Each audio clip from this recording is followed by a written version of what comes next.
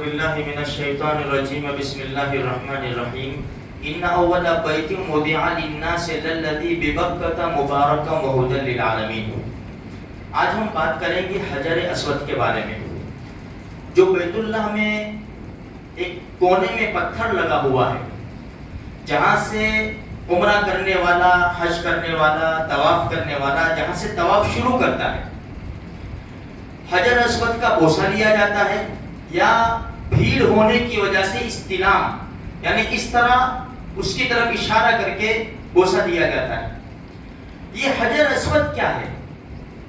یہ ایک جنتی پتھر ہے جو حضرت آدم علیہ نبینا علیہ الصلوۃ والتسلیم اپنے ساتھ جنت سے لائے تھے۔ بڑا چمکدار سفید پتھر تھا۔ کتابوں میں لکھا ہے ہو سکتا ہے اس کا نام پہلے حجر ابیض ہو، یعنی سفید پتھر، پھر لوگوں نے بوسے لیے، اس نے اپنے لوگوں کے گناہ جذب کر لیے، اس کی وجہ سے وہ کالا پڑتا گیا اور ابھی بالکل کالا، اس کا نام حجر اسود ہے۔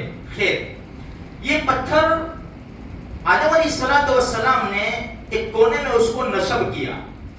جب نوح علیہ السلام کے زمانے میں پانی کا طوفان آیا، اللہ تبارک و تعالیٰ نے بیت اللہ کو آسمانوں پر اٹھایا اور حجر اسود کو فرشتوں نے جبل ابو قبیس وہاں دفن کر دیا۔ یہ پتھر وہاں محفوظ ہو گیا۔ جب حضرت ابراہیم علیہ نبینا علیہ الصلوۃ والتسلیم نے بیت اللہ کی تعمیر کی، تو جبرائیل علیہ السلام نے اسی حجر اسود کو لا کر اللہ کے خلیل کو دیا، اور اللہ کے خلیل ابراہیم علیہ السلام نے اس کو نصب کیا اپنی جگہ کے اوپر۔ خیر، زمانہ چلتا گیا، کتابوں میں لکھا ہے اتنا قیمتی پتھر، زبردست، بڑا برکت والا، لیکن ظالموں کے ہاتھوں میں یہ بھی آیا۔ ظالموں کا نقصان اسے بھی سہنا پڑا۔ سن ہجری 317، یعنی آج سے 1130 سال پہلے تقریباً 317 سن ہجری، قرامطہ کا سردار ابو طاہر سلیمان حسن، اس نے بیت اللہ پر حملہ کیا۔ اس کا ارادہ بھی کیا تھا؟ ابرہا کا جس طرح ارادہ تھا نا کہ بیت اللہ کو مسمار کرے اور وہاں ایک بیت اللہ بنا، اس طرح اس کا ارادہ تھا۔ اس نے سن ہجری 317 میں مکہ پر حملہ کیا۔ 8 ذی الحجہ 317 اس نے حرم کے اندر خون کی ہولی کھیلی۔ 30,000 بے قصور مسلمانوں کو موت کی نیند سلایا۔ اس میں 1700 حاجی تھے اور 700 طواف کرنے والے تھے۔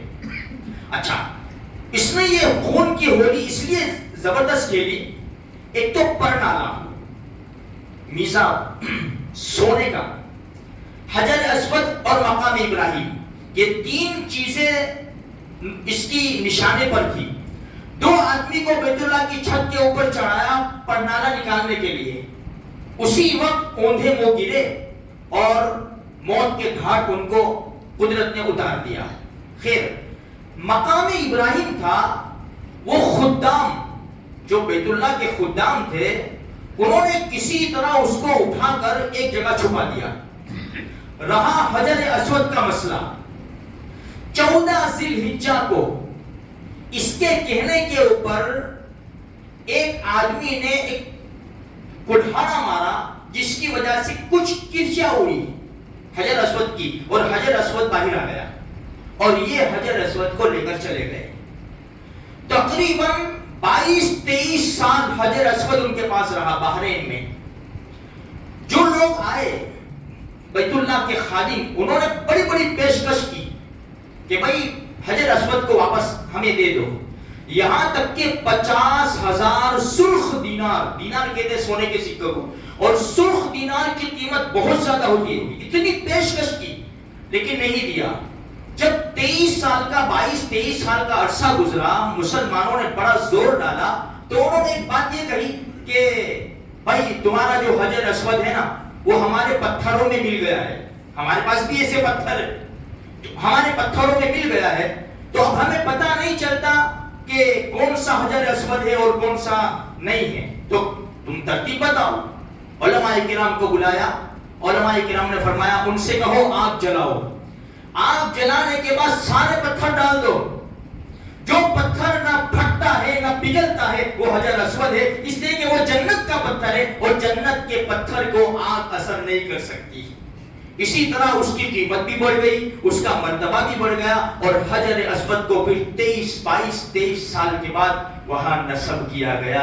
میرے بھائیوں، یہ بیت اللہ کی زبردست حجر اسود کی تاریخ ہے، اس نے بھی بہت زخم کھائے ہیں۔ اللہ تبارک و تعالی مجھے بھی، آپ کو بھی اور سارے مسلمانوں کو بار بار حجر اسود کو بوسہ دینے کی اللہ تبارک و تعالی توفیق نصیب فرماوے۔ سارے حجاج کرام کو اللہ تبارک و تعالی قبول فرماوے اور ہمیں بھی حرمین شریفین کی زیارت سے بار بار مشرف